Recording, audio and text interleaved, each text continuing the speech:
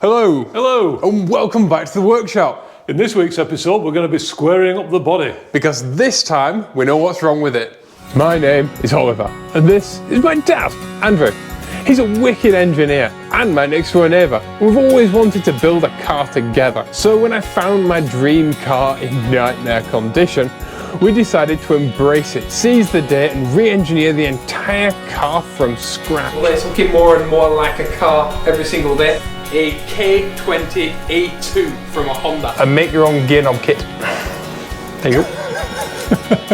This might take a while. Things don't always go to plan. But when they do, it's a thing of beauty. Building a car and making memories with my dad. One of one, this is Project Mosquito.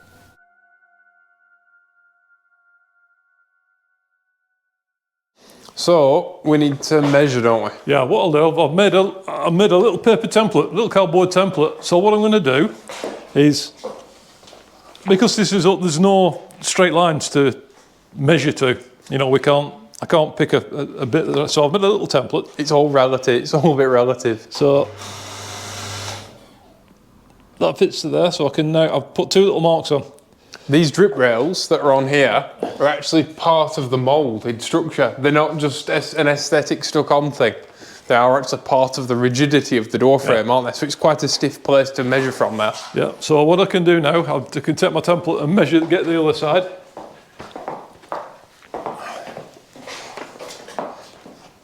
So, there, and there. And now we measure. So now we can measure from from a known place. Yeah, from the back corner. Do you want to go on? So go from here. Yeah, because so go from the seam on the back to the top. 163.5. All right.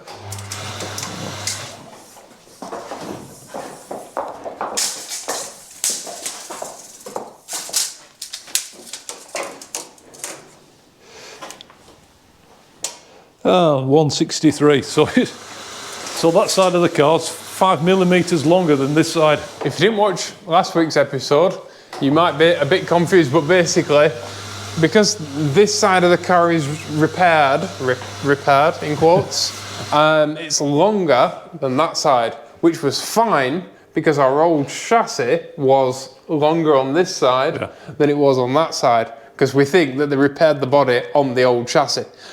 Which was a repaired chassis, and yeah, now it's on a square chassis, nothing fits. So we need to split it to fix it. Yeah, this roll cage tube here, now the body's caught on it. Yeah. And it looks like about 5 mil, which is, and the other side. Well, we know it's 5 mil now. It fits completely parallel to the roll cage tube. The A-pill just follows the line. Whereas this one. And if I take off this door, if you come round here and I take off this door, you'll be able to see that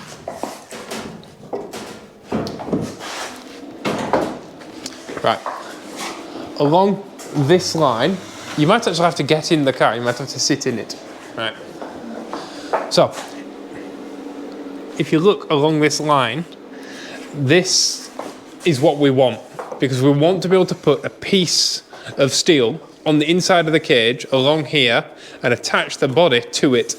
And because the pillars are like this, it will form, because it will literally triangulate the position of the body, because we've got the front bulkhead and then we've got those two pillars. They form a triangle, so it's literal triangulation of the body to make it all straight and square and where it needs to be. Last week there were a lot of talk in the comments about originality.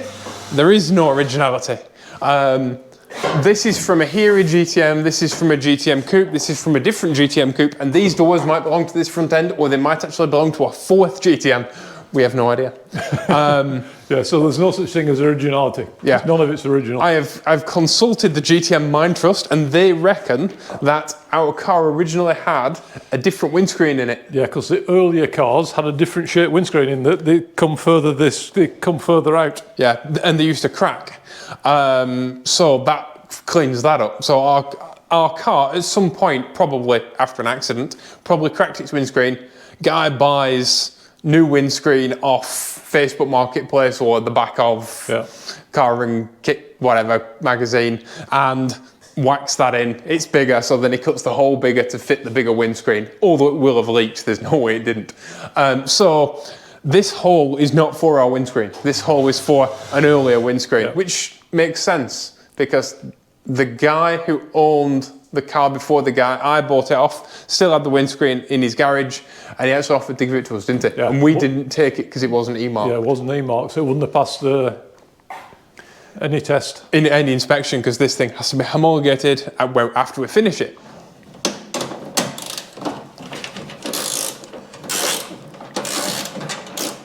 Take 5 mil out, don't we?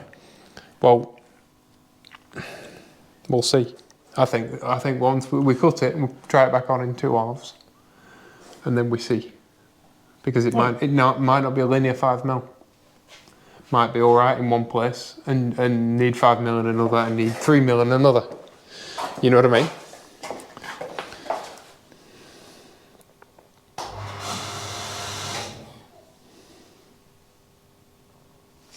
It's weird that it comes round here as well, isn't it? That's awkward. Because that's the kind of place you get a twist. Do you want to chop it there then? Because if the entire thing is shunted forward, then it's not this part's fault, is it? No. It's here. It's that fault. Yeah. It can just bring the whole thing back 5 mil. Let's get another mat. Let's lay it on its roof. I really appreciated all the comments last week. They were very entertaining to read. Only one person, well, kind of one person, suggested something anywhere near to what we're actually considering, which was fun. So it's nice to hear the diversity of thought. I mean, I think what we should do is just chop this corner out first. Right, just get rid of that. Innit?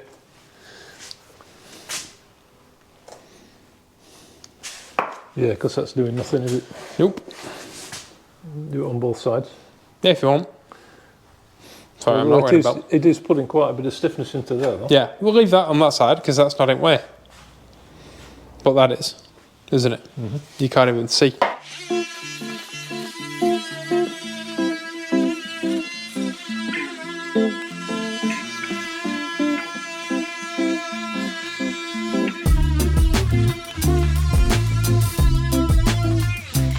I do believe it's delaminated there.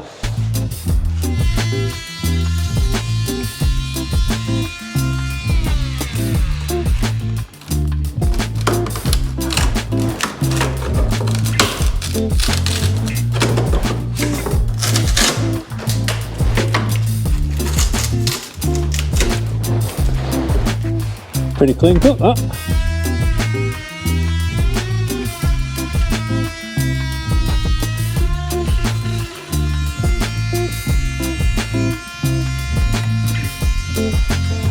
You don't get in there, will you? Yep. Oh, lovely.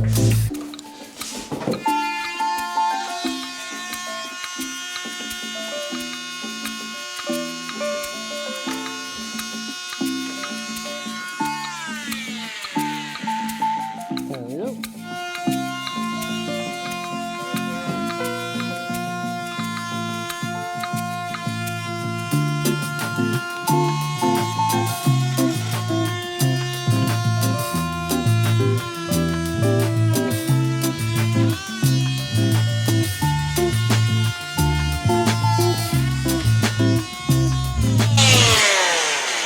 In my defence, it's got no teeth left in the middle. It started cutting in a semicircle. Oh. Well, that worked for as long as it worked.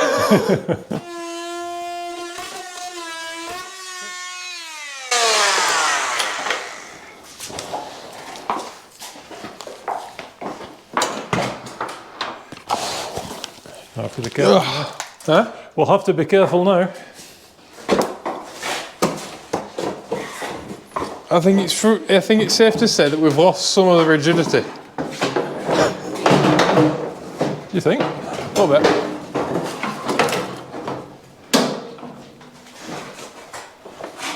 Yep, you caught that. You caught that. That's it.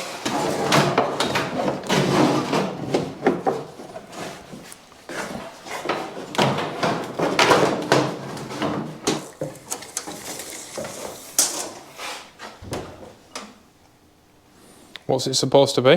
169. And what is it currently? 160.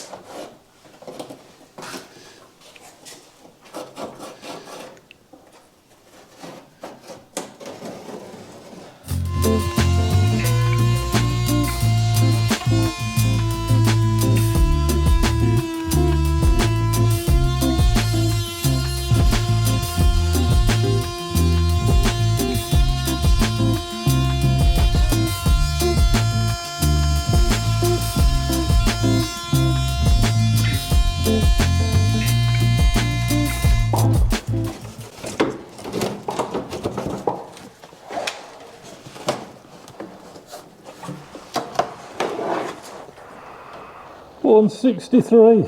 Hey, hey.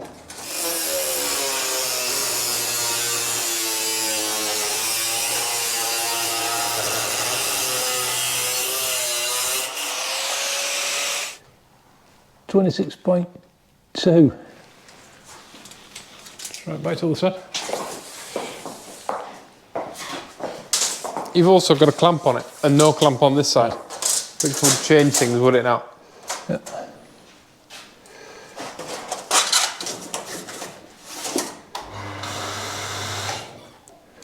$1 mil different, 126.3. So I like that. Yeah, so not. So considering it's got a clamp on here and no clamp on there, and yeah. Happy with that.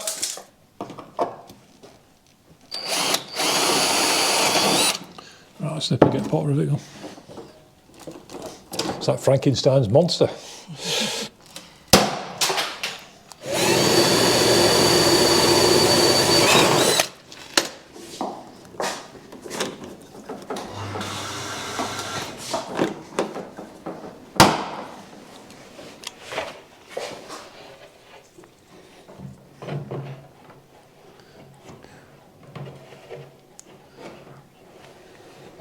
Hang on.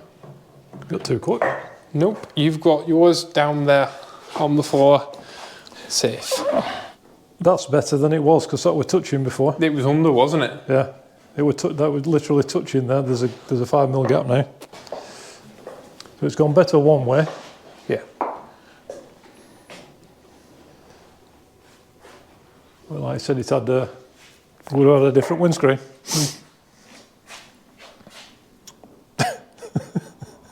It couldn't be any worse, could it? Well, windscreen from one car, body from another car, yeah.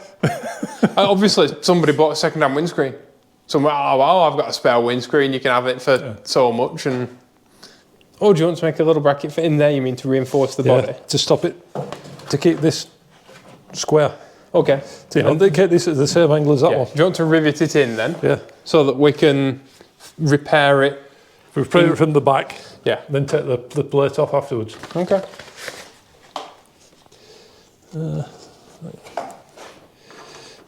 Well, it's probably better. Yeah, and then we'll have to repair it from the front and make it aesthetically pleasing after, yeah. Yeah.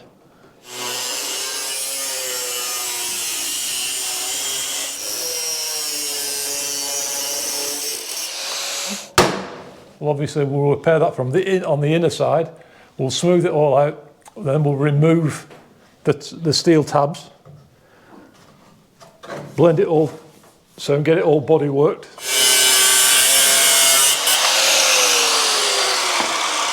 So, I haven't said it yet. It's not, I haven't made it official, because I haven't said it on camera. But, because obviously once you've said something on camera, like you've kind of made a promise. Yeah. I've made a promise for all of you, so there's loads of weight behind it in my head. And it's with a heavy heart that I actually say it, because I've become incredibly fond of this body. I've waited a lot of my life to have a GTN. Yep. But this body is beyond repair. As far as it's made from doors from a different car, it's made from a quarter from a different car, it's a front end from another different car. Yep. Nothing quite lines up. Yep. That rear arch is made of a different decade, of a different fiberglass, and is different thickness than that. We've got a giant hole cut in the roof. Yeah, these inner air pillars are just dry. Yeah, there's no resin in them. There's no resin in them at all. The actual, I hate to say it, because I don't think this is. When I used to review classic cars, it was really difficult, right? Because when you drive a classic car, say you drive a car that's 50 years old, right? Is it representative of all of the ones made, or is it just that car? Yeah, so if you drive a Renault Dauphine, is this Renault Dauphine a representation of all Renault Dauphines? Because you can get one car that's been really well looked after, driven regularly, that feels completely different to one that's been neglected a bit, and the tyres are 20 years old, or a car that's been restored completely. Yeah. You can have two completely mint cars, but the bushes are slightly different, durometers and stuff like that, and the cars do end up feeling wildly different. So this body is not representative of GTM in any way. So much has happened to it. It's been mutilated and used and abused. This is the sweepings up after someone else's project or someone else's multiple projects. Like one person's project, they had some left over, they added it to this and sold it on as a project, and then someone else made a nice car, bought this as a parts car. And what we've actually bought is a giant collection of other people's parts car rubbish. We've basically got a Franken body. Yeah.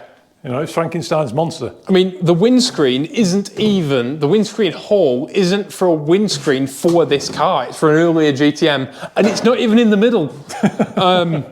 There's that holes with fiberglass. Every time you've got a spider crack, you've got to grind that spider crack back, haven't you? And to get rid of the spider crack, otherwise it'll eventually come through again. We're going to change the profile of the door windows so that we can make the door windows work, because the doors are bent like I said in last week's video. Well, they're designed not to have wind down windows. They're designed for a sliding window, which I'm not a big fan of sliding windows because I always end up in the wrong part of them. But they've got big pieces of steel inside the door. Yeah. They're really heavy, shockingly heavy, right? They have a steel window frame that's for a sliding window. We aren't doing sliding windows, so we have to make new window frames. It's super bent, and that means that back here, sorry Dad, there's a big lip for the air to catch. And of course, we want to make an aerodynamic car here. And so we need to bring our window, so our window is flush with the body, which reduces wind noise and boominess and horribleness inside the car. So we've got to do a new roof skin. We need a new front, whatever this bulkhead panel windscreen surround is, with a bonded in windscreen. We need new doors. Did I say doors? We need new rear quarters, because these have been modified twice. That one's got a completely different coefficient of expansion to this one. The front end arches have to be changed. I'm carrying a door around now. Right? The headlights have to be moved. This line has to be moved out because that no longer goes with the arches. It doesn't even go with the arches on an original GTM. But this line has to be made to come here. So it has to run from the inside of the headlight over.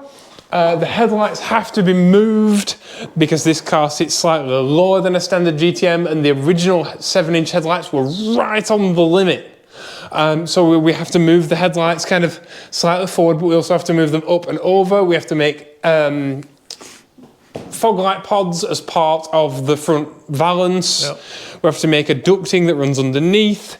We have air extraction that comes out the back of the front wheel arch. We have a rear panel to sort out where we put the new round lights in rather than the horrible shoeboxes which Dad hates. Yeah, they've got a backwards knacker duct. We've got backwards knacker ducts, and we have a back window frame that isn't a back window frame anymore that needs to be a back window frame. So basically, every single part of the car would have to be redone. So basically, all we'd be doing is saving scabby fiberglass that we shouldn't save. Yeah. Because that should be ground off. So in theory, It's a bit like these stairs. I mentioned it in a previous video, right? Dad spent forever chopping these stairs in half to put them together.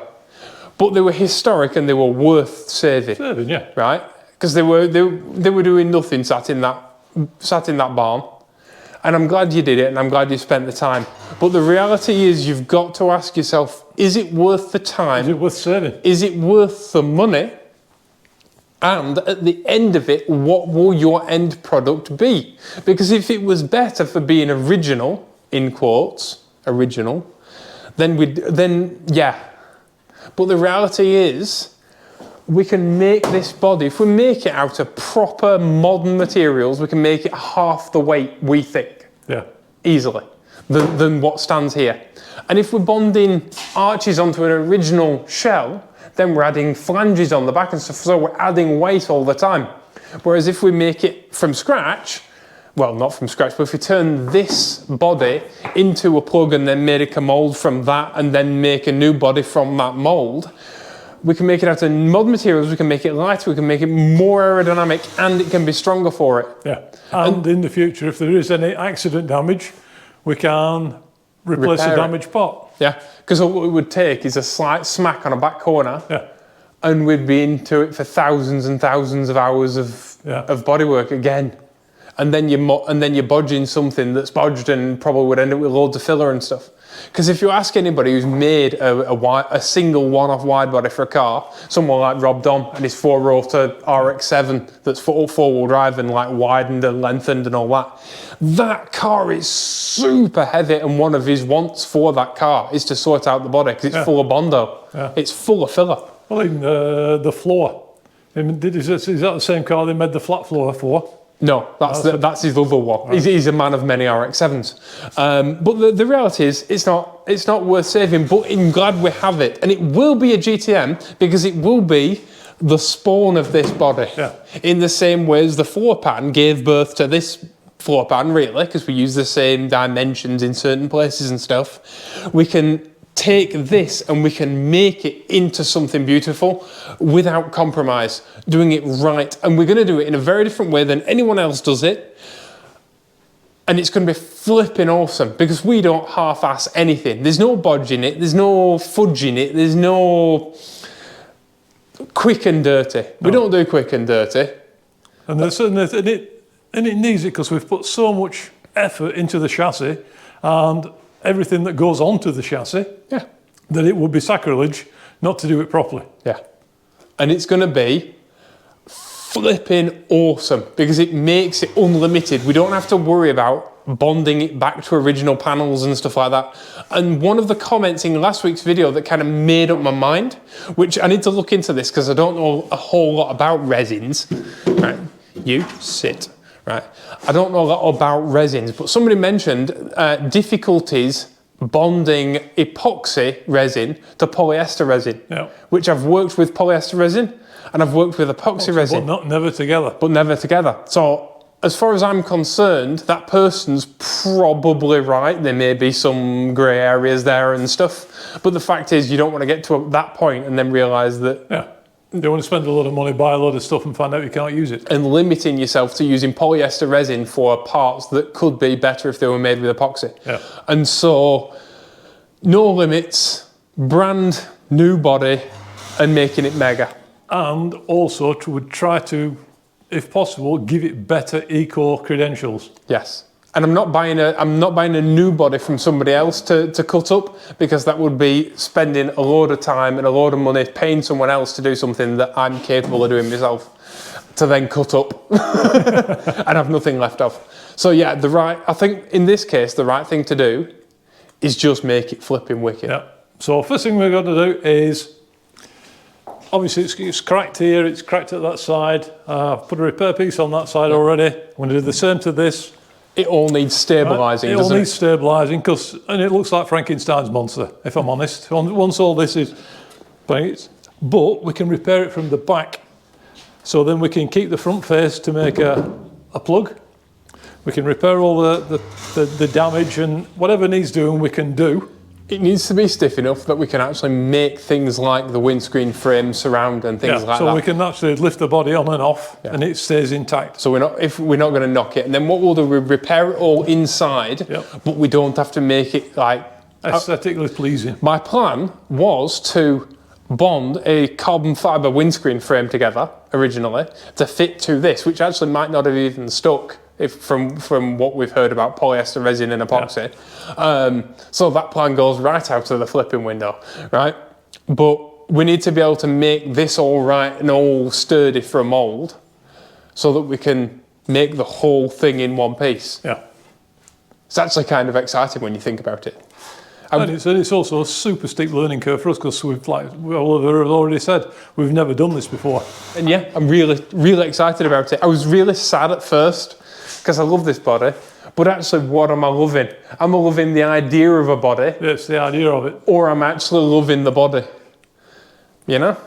I know we've come a long way away from what a GTM originally is, even though we've stuck to the original remit in ethos, in what informed the original design, right? And we are arguably about to get rid of the last remaining original parts of the GTM, or even though they are originally from all different GTMs, and different eras of GTM, arguably. But you have to think about it like a roof, right? Like is it a SCR roof, the normal aspirated one, right? A roof looks like a 911, but it doesn't share a single nut or bolt with a 911, right? And it's arguably more like a classic 911 than the new 911s are. But it has a carbon fibre chassis.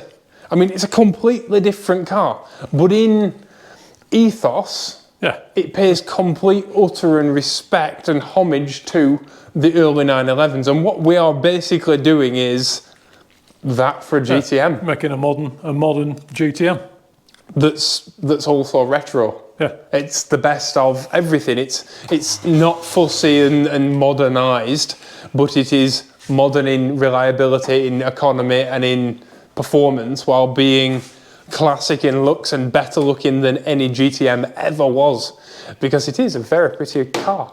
And I do love GTMs, and I'm very, like I say, I feel bad because I feel like I'm getting rid of something, but it is a basket case. Well, the thing is, it was an unrestorable car. Yeah. The body's not restorable. The chassis wasn't restorable. There was no chassis left. So you haven't ruined a car that was already too far gone, because it was literally too far gone. Yeah. So we haven't destroyed a classic GTM in the process of making a new one. No, that's true. We just took a load of rusty parts and a broken body. Yeah, it actually really upsets me when people do that, you know, when people make a modified car, like they make a hot rod, and they start with a perfect, like, Ford Model A.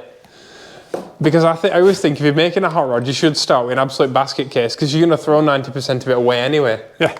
And keep the nice ones nice. Like I say, if this was a restorable GTM, we would have made a restorable GTM. But we started with the worst GTM in the world. Literally. Like there are cars that have come out of like in farmyards that I've been offered the bodies for this, because they're better than this. It is the worst like GTM in the world. And so it's only right that we take it and make it into the best GTM in the world, isn't it? Yeah. And say we haven't destroyed a GTM in the process, because it has already been destroyed.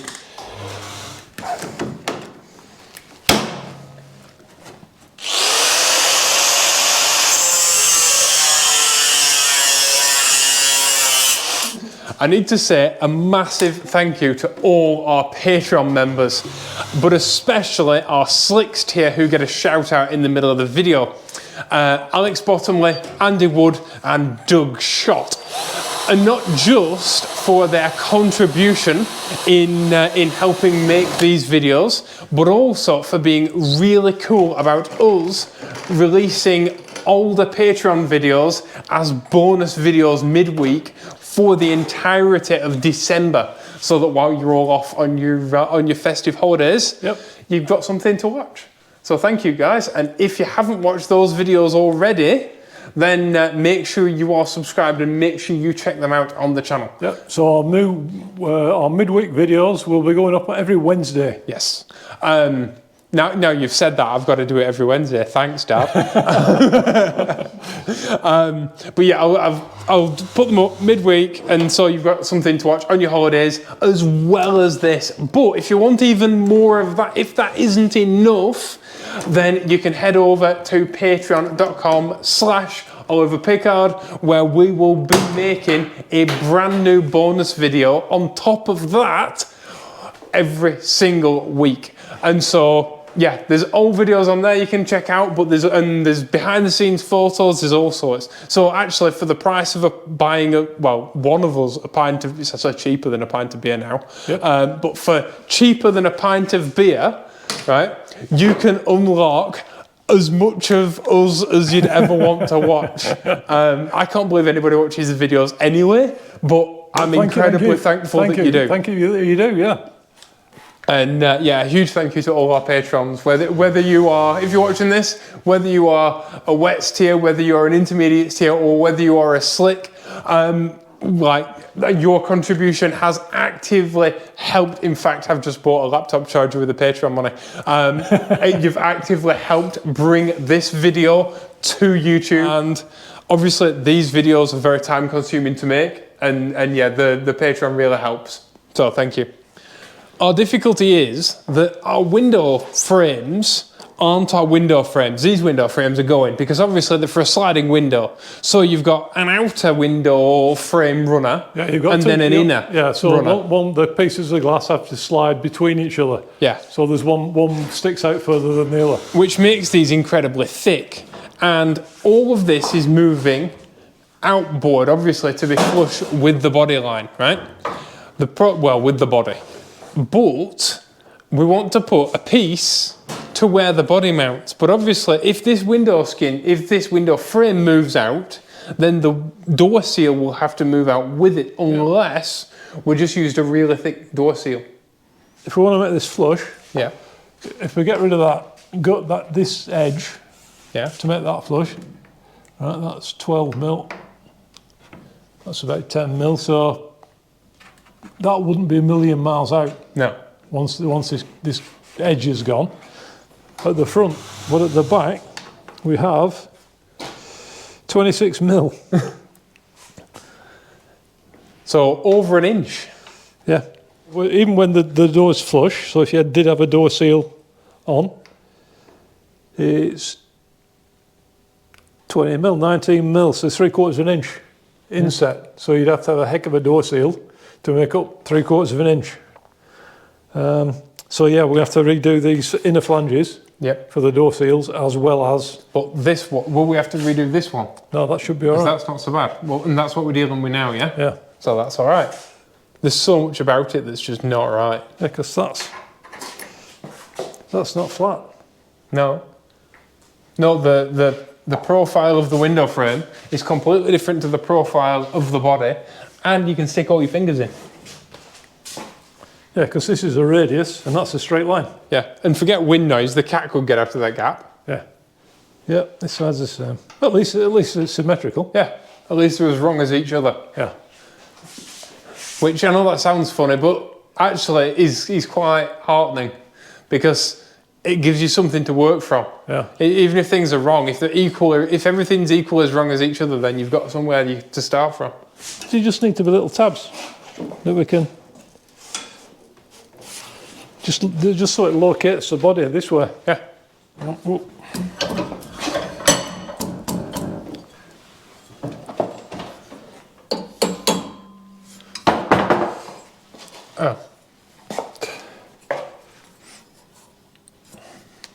What, and then bend the last bit at 90 degrees? Yeah.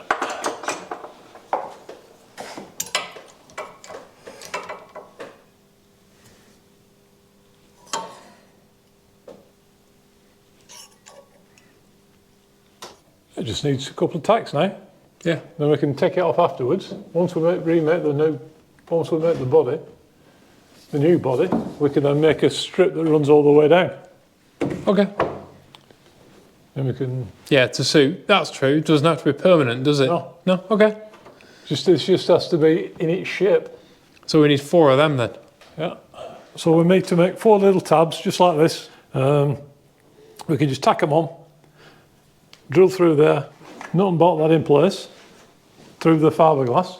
And then when we know how thick our door seal is and stuff like that. We can then remake this strip. Then we can make instead of having these little brackets, once we make the new body, we can actually make a strip that runs a full length. Yeah. To locate the bodywork all the way down this A-pillar. Because we're going to fix the body to the chassis in far more places than they originally did as well.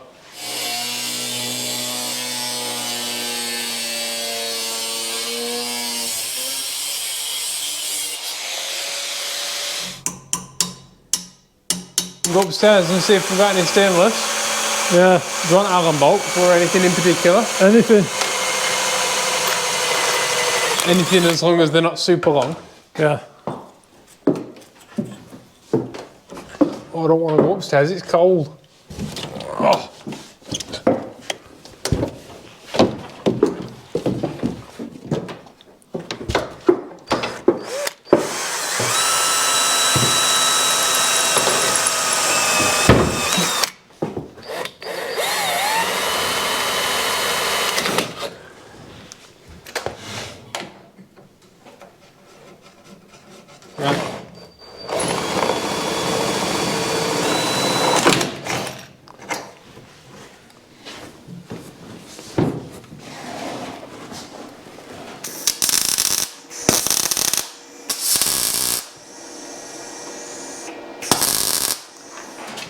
That is super rigid now. Cool.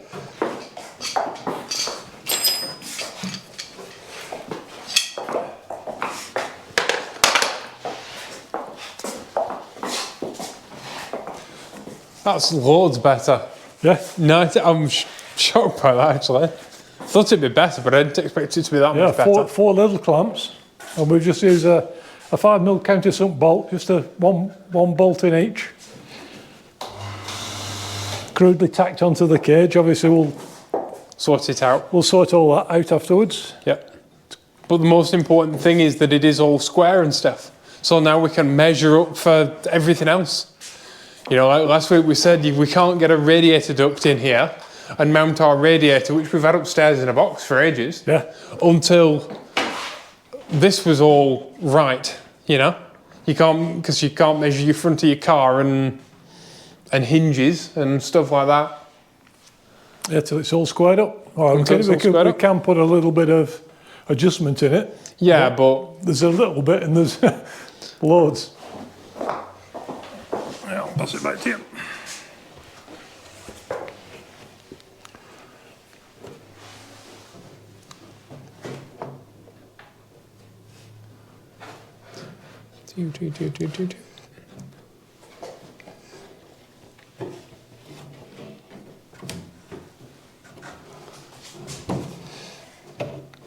It fits different. Middle, that's roughly middle of that.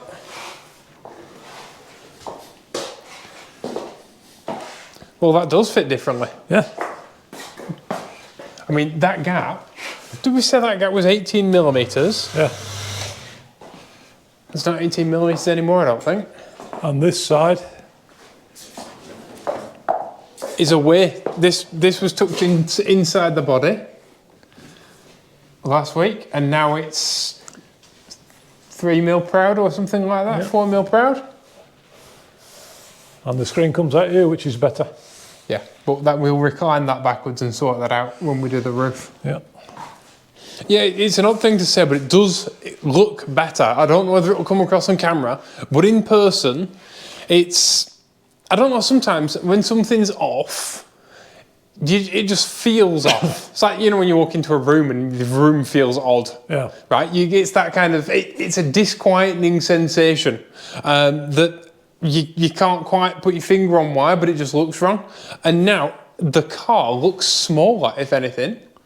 Yeah. I don't know why, because we haven't really done. Oh, it is 5 mil smaller on that side. Yeah, it is. It is. What's 5 mil in. 5 mil, well, 6.35 is a quarter of an inch. Right. So it's a bit less, it's like 3/16 of an inch. Right. Ish. Well, whatever that means, it's that. Yeah. Right. But yeah, it's a millimetre there, 5 mil there, 5 mil there. But I tell you what, it does make a big difference. The windscreen looks loads more laid back. Yeah. I'm going to have to like take some photos and have a look at a side-by-side comparison and see if there is actually a visual difference on camera, because the windscreen seems loads more reclined. Which is no bad thing. I suppose it is, because we've brought this down. Yes. We've brought this down massively. Yeah, because on the standard car, it's a good 10-15 mil higher. Yeah. At this point. Yeah. Yeah, because we've dropped this back, we've cut the piece out of the roof and dropped the back. Mm. Yeah, yeah, it's going to be. Yeah, so we have actually reclined the windscreen. Yeah, so much more. Loads. You might think 15 mil's nothing, but it's 15 mil over this distance, so it's quite a lot. Yeah, well, 15 mil, it's more than half an inch. Yeah, nearly 5/8. Yeah, whatever that means. And then obviously we'll get rid of these bumps, these lumps and bumps, when we make the new body. Because that does look very twisted currently. Yeah. It's very like pulled in. But yeah, super, super happy with that. So if you've enjoyed this episode and you just want more, don't forget that at the end of the beauty shots, there will be a playlist with every single video we've made up until now on the Mosquito, which is 102. It don't feel like 102 videos, does it? No. That's enough to keep you busy all Christmas. Yeah. And even if that it's not enough, we're putting up extra videos every single week, and there's Patreon. So if you're feeling particularly generous this festive season, you can get yourself some more telly. And that should see you through till at least the new Wallace and Gromit comes out. Yep. And it's also a really nice little community over there. Yeah. It's a bunch of really nice people. So like the comment section's lovely and everything. And speaking of comments, don't forget to leave us a comment. Tell us what you think. Yeah, seriously, love our comment section. I read every single one of them. It's become a bit of a ritual to like sit down and go through all of your comments. And if you have any tips or tricks or information or anything about any of the things that we've talked about in this episode, I'm really keen to hear what you have to say. Like it genuinely matters, and you're not just talking into a void and stuff. I really value our community and your responses. And so yeah, thank you for commenting before you've even done it. And if you've done it already, then thank you. You might as well click like as well. But yeah, a massive thank you to you all. A big thank you to our Patreon supporters. Please be awesome to each other, and we'll see you all in the next video. Bye bye. Bye bye.